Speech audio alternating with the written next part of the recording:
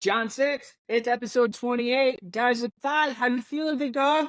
Oh, I'm feeling great, man. Hey, it's starting to get a little bit low energy now. Starting to feel it some days, but it is refeed day today. So Hey. Is every Sunday your refeed day? No, so I kind of choose whenever I feel like I need them the most. And usually that has been on Sundays because the couple days in a row I'll have no refeed, and by Sunday I'm really needing some extra carbs to get through my next week of training. So it usually just kind of works out like that. I'm actually going to try to when I get closer to the show do my refeed like on a Thursday or Friday to kind of test out the same thing I'm going to do the same week of the show. I'm not going to do anything too crazy that same week, but definitely going to carb load on either Thursday or Friday, and I'm going to test that out the next couple weeks. So dude, I love it. That's awesome. Good stuff. Yeah, I gotta actually like test it out first before you do it on show day. So that's why it's important to get ready early. For sure. That's a main thing. Like a lot of people go into it and they're just like, we'll figure it out. It's just like figuring it out is a really, really good thing to have in your back pocket when you have to do it. But if you can avoid it and like kind of plan for it and like figure out how your body's working out beforehand, so then you can make adjustments if needed, it's kind of the better route to go. Oh, absolutely. Yeah, no, you don't want to have to try things the last week and be like, oh crap, that didn't work. And then the day before have to make adjustments. That's where like you'll hear people cutting a whole bunch of water the last day or two of the show. And it's like, no, you got to do that very carefully if you do anything with your water or sodium. I actually plan on not doing a whole lot with my water or sodium whatsoever, keeping it consistent throughout. If you're shredded, if you don't have body fat, then you're not really going to hold water. Like the water you're going to take out is going to come out of your muscle. You end up looking worse. You don't want the water out of your muscle, just between your skin. There's not a whole lot you can do for that ratio between the water and your muscle and your skin. So if you're pulling water, you're generally going to pull it from both. So it's not going to be the best look. That's where in the bodybuilding realm, they say that you look flat, right? Because like nothing's popping. Right, that's what. If anybody ever hears the phrase like, "Oh, I look so flat right now," it's normally because they're extremely low carb. They manipulated their water. They didn't have enough sodium, so they're not holding on to anything. And they just like, even if they try to get a pump, like nothing, it just doesn't pop. Right, and then like you just throw a carb or two in there, and all of a sudden they're Exactly. Yeah, no, I actually did that my first show. I did the good carb load and wasn't too depleted, but I was full of carbs, but I depleted water and I couldn't get much of a pump on stage until I took down like 20 grams of citrulline, which is just ridiculous. Like that's a ridiculous amount. For you guys out there, that is a ridiculous amount. The maximum you should do at a time is 10 grams, and I did 20. But yeah, so taking the water out made it much worse. So I looked smaller and I looked more fat too, because when you don't have that water, you could be 4% body fat, but your muscle isn't pushing against the skin. So it's not going to have that like shredded look whenever you get super lean, get the striations across your shoulders and your triceps and wherever you may get them. Genetically, that's going to be dependent on you personally, but you have to have a full muscle to have that nice and shredded look too. So definitely do not play with your water too much. Even like if you're going for like a wedding or some type of weekend where you want to look your best, no need to play with your water and make yourself suffer. It's not going to make much of a difference. Hey, water is good. Actually, I kind of wanted to get into that a little bit. Because that's perfect. Right. It's a perfect segue into like, hey, look, like I'm double fisting today. Nice. For the simple fact, like I just ran 3 Spartan races in less than 48 hours, right? And before that, I've been out here in Colorado, which, by the way, is surprisingly freaking hot. Okay, I didn't realize Colorado Springs was like this. The first day I was here, it's not 100 degrees out. Next day it's like 95, now caught in the sky, but that's back crazy. on track. So I've just been like having hammer water and like salt, of course, to help me retain it. One of these people, like a lot of people forget that humans are 60 to 70% water. And like I know some things are like, oh no, we're 75 or like, up to 85, whatever, dude. We'll stick to the ratio, 60 to 70. It's a majority of We're us. a lot of percent water, okay? So, Yes. like, here's your freaking reminder, people, to drink a little bit of water because you're probably dehydrated. But it's a big thing because water is responsible or required for just about every function that we have in the human body, right? Like, Absolutely. it aids in digestion, it helps getting rid of inflammation, it helps balance your hormones. Like, from one thing to the other, like, water is the most important thing that you can have. Yeah. And like whether you're bodybuilding, running Spartan races, hell, just being able to sitting there concentrating, if you're dehydrated, you're gonna become lethargic, you're not gonna be able to focus, and you're just gonna be able to like your mind will start wandering. I just said that, not being able to focus. All right. Get a little more, buddy. A little bit more. But no, like I think that's a really big thing today because like everybody likes energy drinks. I know you got one. Everybody likes the sweet drinks and things like that. The next Moco Froco latte from Starbucks, who knows what. But like, there's nothing wrong with just hammering some good old fashioned high quality H2O. Absolutely. Yeah. Hey, I'm drinking an energy drink right now, but I've probably gotten 48 to like 60-ish ounces of water already in today. So and it's I'm noon. getting it in. So yeah, you're getting it in too. Yeah, exactly. And see, it's noon and I didn't wake up that long ago either. You know, I stay up pretty late. So it's only been You're a night owl. Yes, sir. It's only been 4 hours. You got that much in, so that's super important, and especially when you are dieting, because you're getting rid of those electrolytes, and you're not able to hold on to them as much while you're lean. But one more function of water that relates to what we were just talking about. It's important for transporting nutrients, especially carbohydrates, to the muscle. Like, you aren't going to be able to utilize those carbs if you're dehydrated. So, like, if you've ever seen a bodybuilder walking on stage who has a massive gut, but you can see they're 4% body fat, but they have a big old food belly. That's because they did not drink enough water to properly shuttle those nutrients to where they need to go. So it's going to help you use your food better if you're actually hydrated as well. Specifically those carbs. It's helping get them inside the muscle, which is where they need to be to actually be used. That's where it's called glycogen. It's stored energy in the muscle. And that's super important for performance in your training, especially high intensity. So make sure you're drinking that water, guys. Yeah, and like I said, like so many people are just right now in the world today, we're pulled all over the place, right? It's just not work. It's social media. If it's not social media, it's something else that we're supposed to do. It's kids. I mean, you don't have to do that yet. Can't wait for the blessing. Not yet. But then, we have this thing to do. We have that thing to do. And we just forget to drink actual water. Like, and to me, it's the most important thing. I know a lot of times on my story, I haven't been doing it recently. I'm still waking up and chugging. I just haven't been putting it on my story. But like, I'll drink. It's called hyperhydrating. I drink 20 to 32 ounces of water before like even getting going. I wake up, feed the cat because she's yelling at me, and I hammer my water because like it's just like a great baseline. So like, okay, cool, and it really helped me out on 75 hard because then I'm like 30 ounces in, like we're winning already, right? Win the morning, win the day. So, I just really wanted to hammer that point home, especially like what me and you are doing right now. Like we're both competing in a different way, but the requirement for water is still the same. Like I want to be as cognitive functioning as possible, even though I just ran 3 races. Right? I want to be able to focus in my training. I want to be able to focus and retain the information in the books that I'm reading. And drinking water, as simple as that, drinking high quality H2O, helps with that.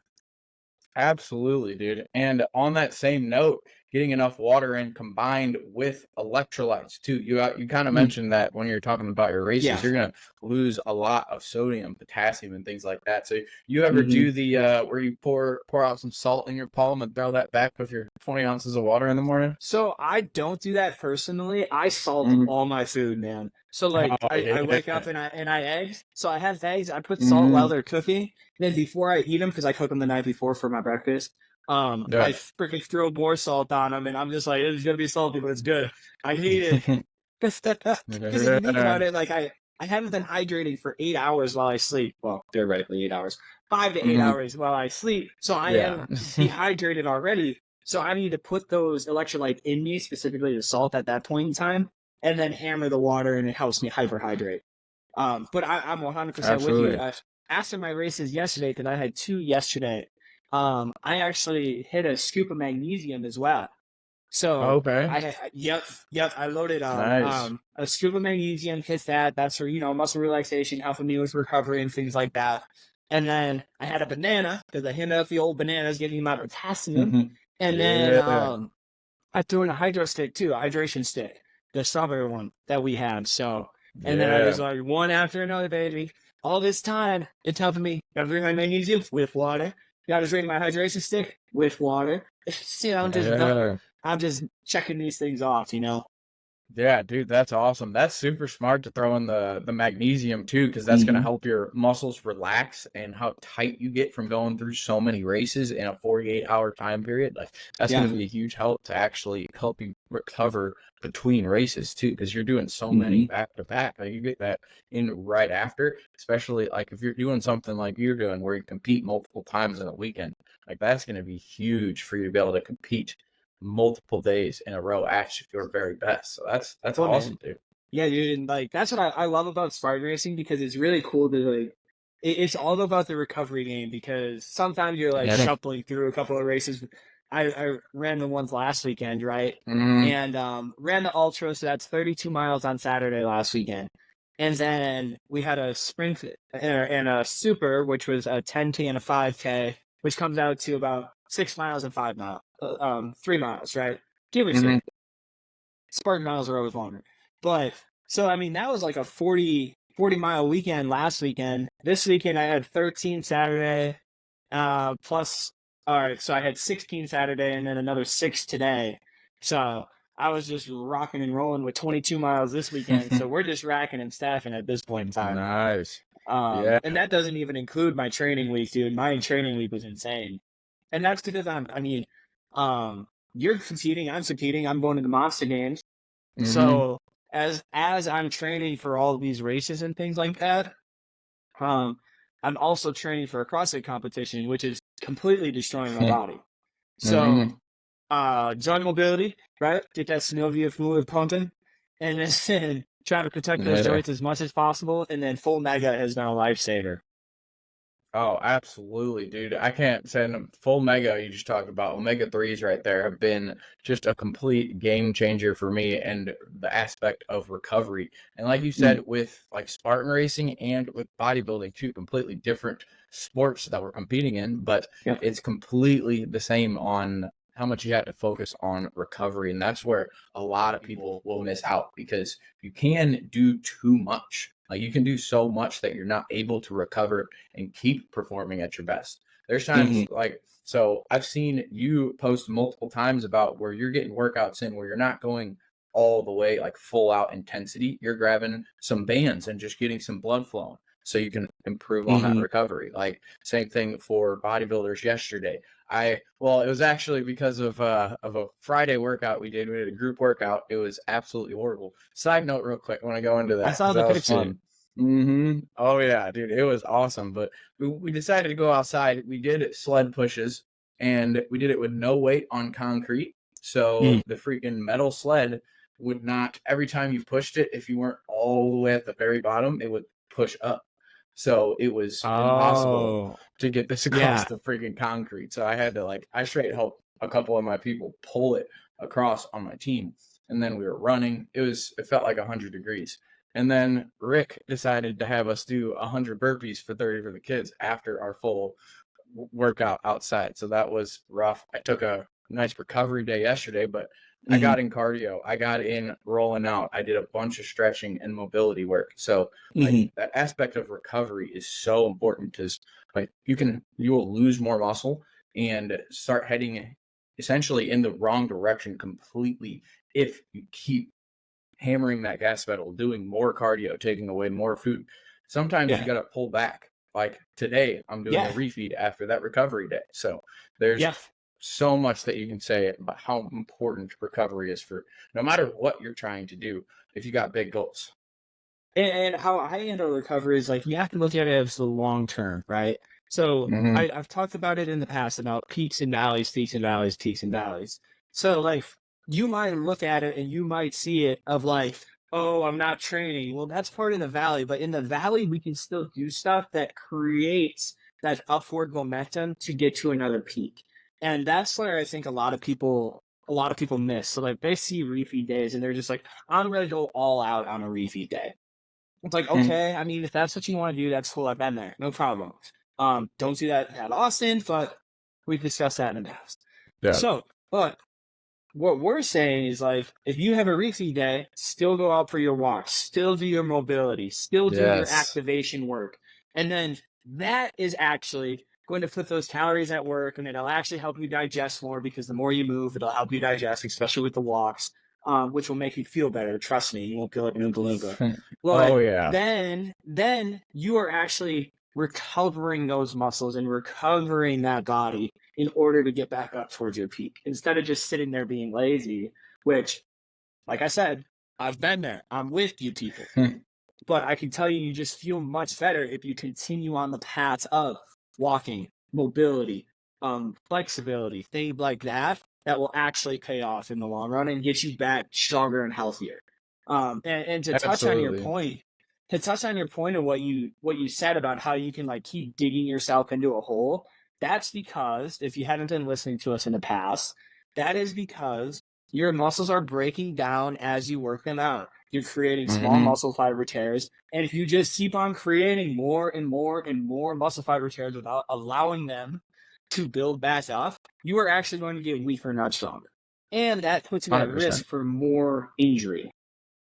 Absolutely. Yeah, dude, that Mm-hmm. the actual repair and growth of your muscle tissue is where you get Outside of the stronger and gym, better. baby. Yep, outside of the gym. Exactly. Yeah, Mm-hmm. outside is where we grow, and that is super, super important to understand. Like with the going with the gas pedal down analogy, like in a car, if you have the gas pedal down 100% of the time in a car, you will burn the engine out, and it won't be able to Mm-hmm. go any further. Like you're gonna do the same thing to your body. You'll end up burning your engine out, and you won't be able to go anymore, and you'll Mm-hmm. have to take a step back and completely stop for a little bit because you got an injury maybe, or your metabolism is just shot. You have no energy.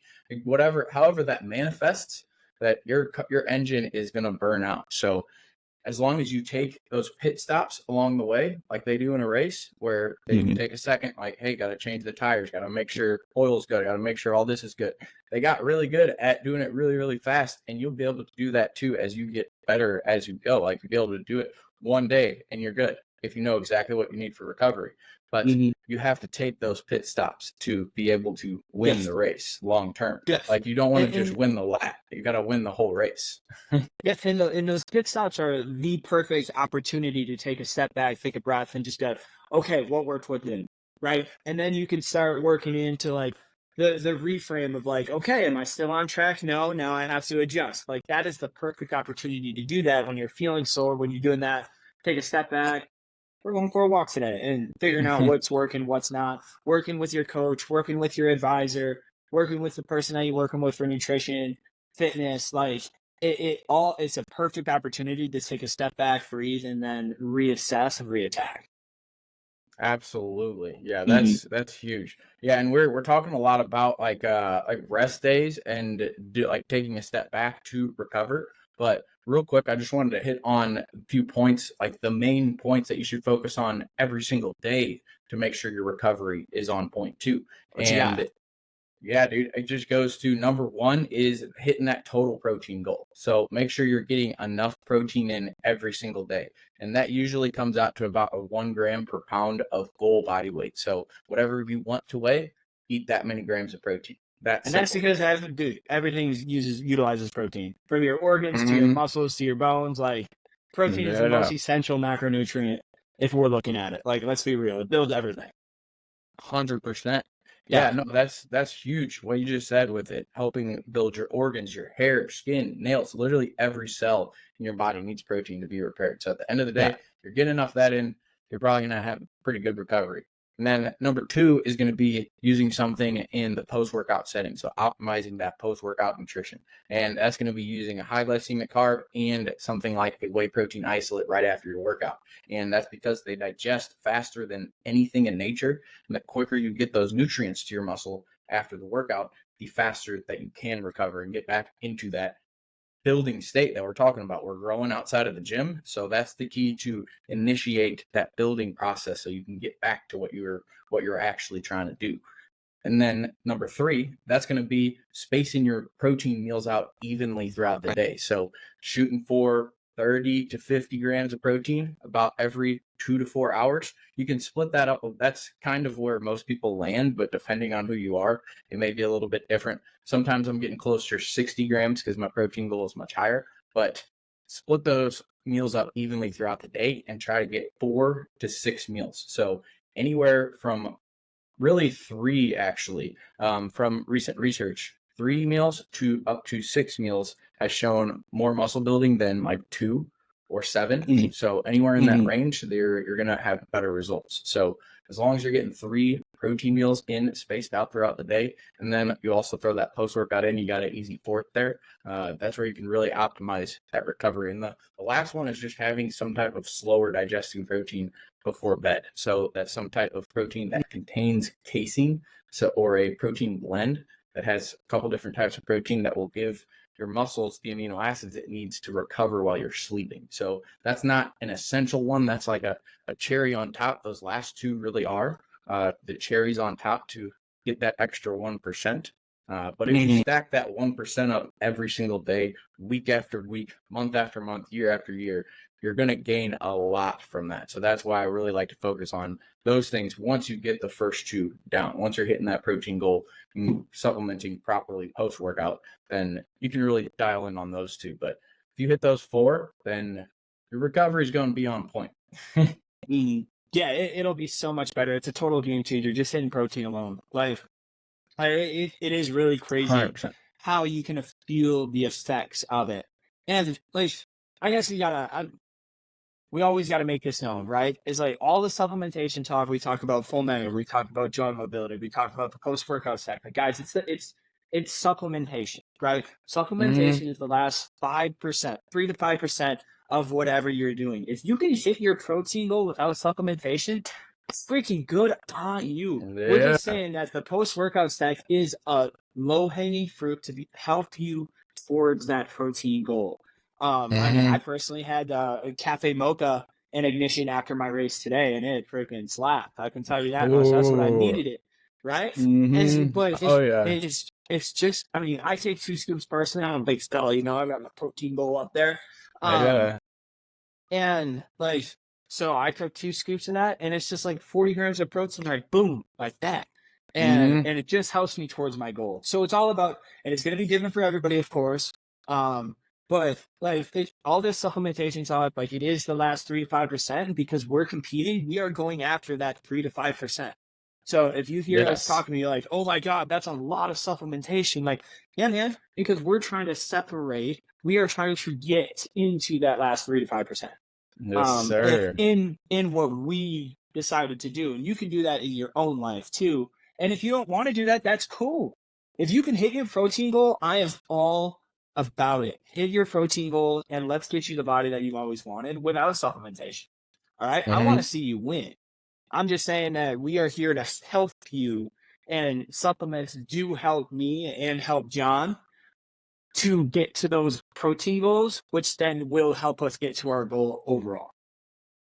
Oh, yeah, absolutely, man. That's something that I always hammer on, like when I'm talking to people in customer service, and really if anybody that I'm helping, like if they ask me about a product, like that's actually something, like I know we talked about doing Q&A, and one of the questions I get more than anything when people starting out, like, hey, what supplement should I take for fat loss? What supplement should I take for muscle gain? And the first thing that I say, if they don't mention a specific supplement, because hey, I'm like, answer the question if you're asking them about a supplement. But if they just ask hey, what should I do? The first thing that I'm going to do is hey, supplements are great, but nutrition and training, really mainly that nutrition, is going to get you the majority of your results. Supplements are just there to support what you're doing with training and nutrition. It's not going to be the end all be all. It's there to support what you're doing. So and people, that's coming from 2 people that work for a freaking supplement company. All right. We get money off of you buying supplement, but we're telling you that it's the lifestyle, the nutrition, the training, that comes first. All right. If you Yes. want to see results, it's not a magic pill. Even Andy says it. He founded the freaking company. Okay. There is no magic pill. You have to do the work. All right. And that work is lifestyle, training, nutrition, even the people you surround yourself with. That is actually all the work that you have to put in and be willing to do before the supplements will even basically work. Mm-hmm. Oh, exactly. Yeah. So it's like I always look at it like this. So let's look at your nutrition and training and then see what gaps we need to fill in with supplements. Like it's not just like, hey, let's start with this supplement. There's supplements that I recommend to basically everyone because pretty much Because every they'll person. help, brother. Exactly. Like everybody struggles with a lot of the same things. Like I used to teach product classes here, and every time I taught a protein class, you probably remember this, Sully. I would ask everybody, it's like, hey, how many people here think you can hit your protein goal without using a protein supplement? And it's a bunch of people who are passionate about fitness, who are competing in things, who are doing everything they need to do. And I think I got about 4 hands total in all the classes that I ever taught. Like I think maybe you were one of them. Like I can. I eat a lot of food, dude. Oh yeah. It's very very rare people that that people can hit their protein goal without some type of protein supplement. And I always encourage you to do it with the whole foods first because that's actually going to benefit you more too. Anything that's processed is not going to be as good as a whole food. You're going to get more micronutrients, so vitamins, minerals, and other things like that from whole foods. And you're also going to digest it even better too. So regardless of how good it digests, like our protein here at First Form is low temperature processed, cross-flow microfiltrated, digests extremely well. But whole food is going to be better. Like your body is used to digesting whole foods, especially with protein sources. Like something like beef is extremely similar to like what we are made up of, like amino acid wise. It's the closest to us. And that's something that digests really well for a lot of people. So going through whole foods and your training first and then figuring out what you need to support what you're already doing. Because like, so plug in a fat loss supplement, something that's going to help you burn more fat. You're not going to see any results from that unless you are in a caloric deficit. So you're burning more calories than what you are consuming. And he recommend 200 to 500 calorie deficit so you don't burn yourself out. And then you can go from there. Because that gives you room to scale down and then come back up without burning yourself out. Yeah, dude, that was actually leads great into another question that I get all dude, the hit time. it. Yeah, hit it. Yeah, freaking. So I get asked, or I'll notice that somebody's eating really low calories, or they'll ask like, "Hey, why are my calories set so high initially? Why is my protein set so high initially?" And big point, like you just said right there, we want to be in that 3 to 500 or 2 to 500 calorie deficit so that you aren't burning yourself out and you have energy to keep performing. And that small deficit helps you preserve more lean muscle tissue. So long term, when that deficit is smaller, that's why if I just made a recent post about the 3 months of my prep that I've been through so far. Like we started out somewhere in the 4,500 range on calories. I'm down to 2,000, but that didn't happen in 1 week. That happened over time, reducing by 2 to 300. Oh my god! Oh, dude, I would like have all of a died if I sudden went. all of a sudden you don't get food, John 6. You're done. Dude, that was what it would have felt like if I went from 4,500 to where I'm at now. But that slow reduction is what led me to have really good results. And I'm still lifting almost just as heavy as when I was at 4,500 calories. Because your body is an adaptive machine. So over time, like you're taking these 2 to 500 away, but your body's just catching up and it's adjusting and it's allowing you to stay strong. It's allowing you to keep that lean body mass. Then you take a little bit more weight and it's like, shit, all right, I guess we're adjusting now, right? Like, here we go. And then it's just a step down. I like to look at it as like stairs, whether you want to gain weight or whether you want to lose weight or lose body fat, right? It's like when you're at the top of a really high staircase, you can't jump all the way to the bottom. You can't even jump halfway down without putting yourself at massive risk of a tumble, right? And the same going up, you can't reach all the way to the top. You might be able to skip 1 or 2 stairs. Okay, cool. That's the 2 to 500. There you go. You skip your 2 stairs. But you can't go all the way to the top or all the way to the bottom. Otherwise, you're just putting yourself at risk and get hurt. Yeah. Oh, 100%. And yeah, that And that's a good analogy. The getting hurt at the bottom of the step, if you try to make that jump, that's going to be you burning less calories overall. So, like you said, your body is a very adaptive machine. So is your metabolism. So if you're eating, like I've had people email in say like, oh, I'm eating 700 calories a day, or oh, I'm eating 1,200 calories a day. And this was one of the guys was a 300-pound guy who's exactly. Yeah, that's what even at my calories now, that's like one meal. But like that's what he's eating all day, a 300-pound guy. It's like you need a lot more than that because like over time, your body's going to adapt to that and it's gonna burn way less calories. So It's like, not gonna want to let go. absolutely not. Yeah, no. So I put it in perspective like this, like, hey, if you want to continue to eat 700 calories for the rest of your life and to get to your goal, like you can get to your goal eating that really low amount of calories. You may not look your best or you're going to lose some muscle tissue, but you can hit that goal. But you'll have to continue to eat 700 calories for however long you want to look like that because your body's going to be right there. It's going to be burning just about the same amount, 700 calories, because it adapts. It's going to burn way less. And there are side effects that come with that. You could get cold. Like that's something where like when my metabolism goes down during prep, like I'm starting to feel now, I get cold. Even like it's freaking been average 80 degrees here in Missouri. And there's times where it's like I'm inside in the 70-degree AC and I'm like, oh, I'm kind of cold because my actual thyroid hormone is actually going down. And you can do that to yourself by eating too little calories for too long. So that's where it's so important to eat enough to fuel your body so you can produce hormones, so you can perform.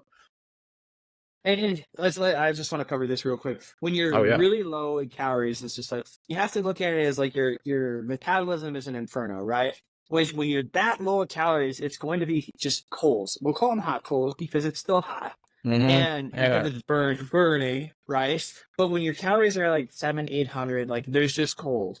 Like your body is basically in survival mode. You're putting yourself at risk of burning because your body will turn off all of the systems that it can in order to keep you functioning throughout the day.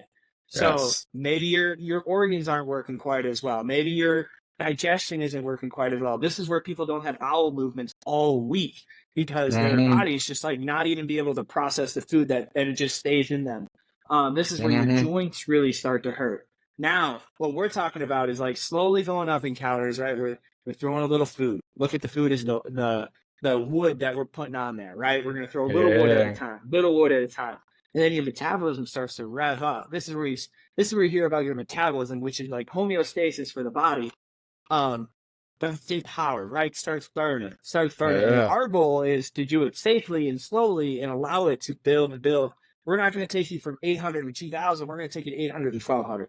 Then we're going to take you from 1,200 to 1,500. Then we're going to take you to 1,500 to 1,800, right? And we're going to step you up so that your body is going to start turning these systems back on. And all of a sudden you start feeling better, looking better, having more confidence, everything like that. Because you can move better. And that's how it is. Like, food is required, right? Like, that's what we need. Protein is the main one that we really want to hammer on. And then we'll figure everything out from there. But I just really wanted to drive that point home is that two things. It's like, when you're not eating that much, your body's going to turn off all the systems it can just to keep you alive, right? And then you can step that up by turning those coals into an inferno. It's just going to take a little time. Yeah, it should take small steps in the right direction. Don't do it all at once. Like, I relate that to what I'm going to do right after this bodybuilding show. It's like, I'm going to be it's what I think the plan is like 1,600 calories, a couple weeks, like the 2 weeks right before the show. And it's like, I'm not going to go back up to 4,500 calories like I was bulking on. Like, I was staying at the same weight at 4,500 calories before, but I am not going to be able to go straight back up to that. There's no chance. I'm going to put on a ton of fat that way. So I'm going to slowly step it up, like you just said. Because your metabolism isn't ready to burn all those excess calories. So then they will create muscle. They'll go into muscle cells instead of not muscle cells, fat cells instead of your muscle cells. That's why you would gain all that fat. Absolutely. Yeah, it's like that. Your analogy with the coals is, I love that analogy. That's so perfect. Like you're just throwing little coals on there, throwing a little bit more, little kindling. She starts to fire up. You throw a nice little wood block on there. That's all it is, man. Like like we can't make fitness hard, okay? Like my favorite saying is from Jim Rohn. Like it's simple but not easy, okay? Like Yep. it's simple, okay? We just add a little food here, but it's sticking to it, which is not the easy part, right? You have to trust the process, not rush the process. Dr. Eric Thomas, one of my favorite motivational speakers. Trust the process, don't rush the process, okay? Like there's been thousands of people before you. There's going to be thousands of people after you. Trust it. Absolutely. Yeah, no, that's extremely, extremely important with like anytime you are competing, because it's not always gonna go your way. It ain't always gonna be perfect. It's like you gotta trust the process. Well, we were talking about being flat earlier, where you just aren't looking your best, where your muscles aren't as full. Like you have to go through that. You gotta look a little flat. You gotta look like crap a little bit to get to that peak physique at the end to look your best on that one day. So it's like you have to trust that things are working. Like processes are in play. Like with your nutrition, one day isn't going to change everything. Like you have a plan set out, follow that for a week or two, and then make adjustments. I just wanted to highlight that because that's something I've gone through like mentally with during prep, where it's like, oh crap, I need to make all these adjustments because it's not going the right way. Like after I got sick, it's like, oh, like I need to speed things up. I need to take out more calories, I need to add in more cardio. It's like no, let's take a step back real quick and like let's assess, all right, what is going on? Let's wait a few days to see if maybe I'm just a little stressed that day. So that's super important to realize. Like you have to trust the process, because it's like your progress isn't going to be linear, straight up. It's going to be all over the place. It's going to be a valleys, big baby. wiggle. Peaks and valleys. Yeah, she's like a roller coaster, but all you gotta do is hold on tight and keep on moving in the right direction. Yes, sir. Yeah, man. That's one step at a time. Left foot, right foot. Dude, it was funny today. So, I was running, and Nick Mueller, he's a freaking awesome guy. He runs a lot of the Spartan races with me, and his wife was here, Emily, and I was running by her today, and she took a live photo of me, and I was doing this, right? And it's just, I wish it would have been a video, because as I was running by, all I said was left foot, right foot. Let's fix to this right at the end of the race. And it's like, that's what you have to live. Although the live video is just like, the 50 feet, and that's it. It cuts off. But like, that's my whole thing. Like, I see people struggling on the Spartan race courses, and it's just like, hey, man, hey, life, left foot, right foot. Like, that's all you have to do is like keep putting your left foot in front of your right foot and going towards that finish line, and you're going to get there. Right? It might not be as fast as you wanted. You might have had to reframe and reset throughout the race. Like, that's okay. Let's look right foot. Right? It's simple, not easy, but yeah. Absolutely. Yeah, man. So I'm getting a couple of questions because I've been out here in Colorado, right? They're like, what are you doing now? What's this? What's that? Are you still in 1P? It's like, well, yes, I'm still with 1P. Thank you. I'm officially part-time now. So when I'm back at HQ, I'm back in Missouri. I'm working at HQ, all that good stuff. And right now, I'm out here in Colorado, and I'm training for Spartan Race France. It's an Ultra World Championship, and I'm also going to be. That's the first weekend in July, so I'll be running the Ultra on Saturday. I know, it's in the French Alps, dude. I'm so pumped. And then the Super and the Sprint will be on Sunday, so it's going to be an awesome weekend. And that's why I'm out here in Colorado training. It's my first time I've ever been out here.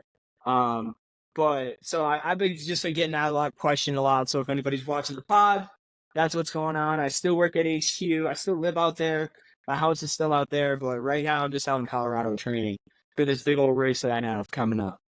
Yeah, dude, that is awesome. Getting to go out to France and compete. I know our boys Mason and Josh just got to go out there for High Rocks in France. And they kicked ass and took names, dude. Dude, yeah, I read Josh's post, and like it just blows my mind that it's the first full year that man has done High Rocks training. And if he didn't run that extra lap, he would have won the world championships. Like, dude, he's crazy. Like, he 100. Like, I just got goosebumps talking about that. I know. He was crushing everyone. Dude, Josh, he's so He is such a machine, but he puts in the work every single day, and Mm-hmm. I can't take. And I hate how people are just like, he's so talented. No, he's not. Like he works. Don't worry, talent is part of it. Don't get me wrong, but Yeah, it's a more little than bit. talent. It's skill set that he's developed. He does this shit every other day. Like he runs. Mm-hmm. He goes and works on the sled. He goes and works on the rower. He goes and works on the skier.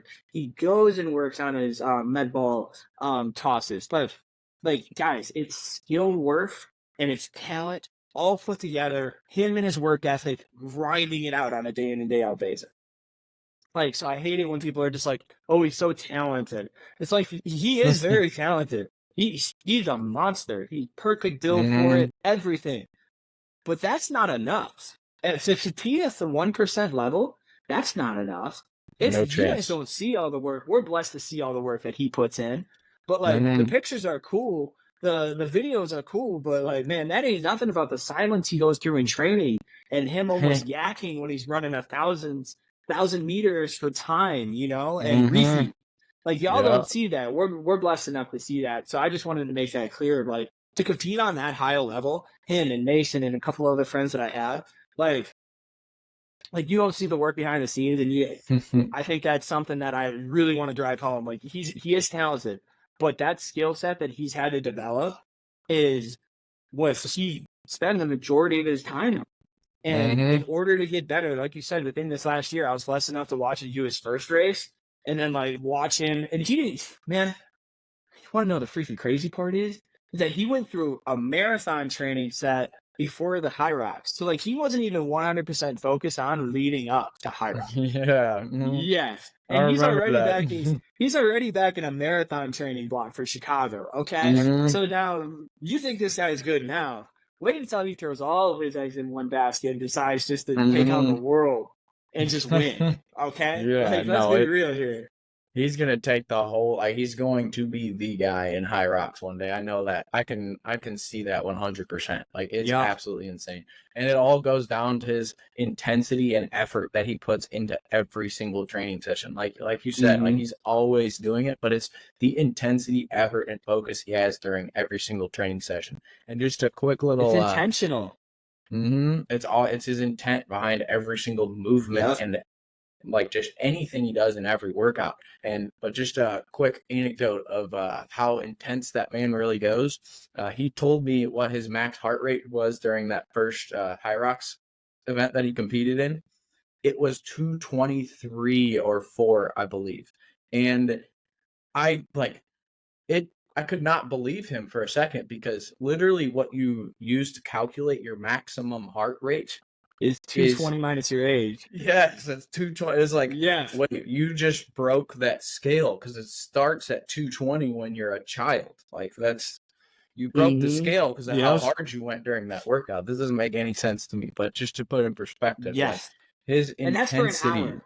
You hold on Mhm. to that for an hour. Okay. If Oh anybody, yeah. nobody, a lot of people don't know High Rocks. Like you hold on to that for an hour to compete. Yeah. Hmm.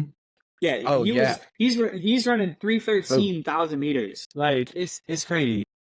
Yeah, dude, it's anywhere from like he said it was like 190 to that 230, like 220 something range the Yep. entire time, which is just absolutely Yeah. insane. But yeah, that's the intensity that you have to be the best because it's like other people that I talked to that did that same race, like it's their heart rates were way up there, but it was more like in the true zone, like top of zone 4, bottom zone 5, where it's like 170 to 190 range. It's like Mm-hmm. that's the next level. That's the intensity you have to have. And that's where you're feeling like you're going to die the whole time too. Like if you've ever pushed that hard in a workout like that, like you feel like you're going to pass And, out, throw up at many points during that whole training and we're session. telling you this because like to become a 1% athlete, this is what it takes. Like straight up. Tommy was the intent to kick ass names every single day and then doing it. And be willing to put yourself in that pain cave and be willing to put yourself at risk in theory to achieve a goal. And to be a 1% athlete, which a lot of people do want to be, that's what it's going to pay. Because you got dogs out here like Josh and Mason, and they're going for it all. 100%. And they're giving everything they got every time. And just to put in perspective, it goes for literally every single thing you're going to try. Because High Rocks is it's biased towards just intensity with what the sport actually is with bodybuilding. On Friday when I did that group workout, so basically I had eaten everything except 20 carbs that I had left before that workout. So I had 20 carbs and all protein and fats after. So I was super, super depleted. I felt like crap for a few hours after that workout, but the energy levels didn't come back the whole day. There's nothing to put back in. And I still had a 30-minute posing session to do that night. And if no one's ever posed before, that one was 10 times harder than any training session that I've had this entire prep. But it takes a lot out of you, freaking dripping sweat, trying to hold the poses. Going for 30 minutes like that is really difficult. And I wanted to stop so many times, but you have to keep pushing through that. And those training sessions is where now, my other Josh Ward, so this is a different Josh Ward that I'm talking about, my coach in the app, he was just like, oh man, yeah, I saw that workout. If you're able to pose after that, we're going to be good for show day. I was like, that's right. Exactly. And we got it done. And imagine how good you felt when he said that and you're like, yeah, I think you did it. Yeah, exactly. You know it. Exactly.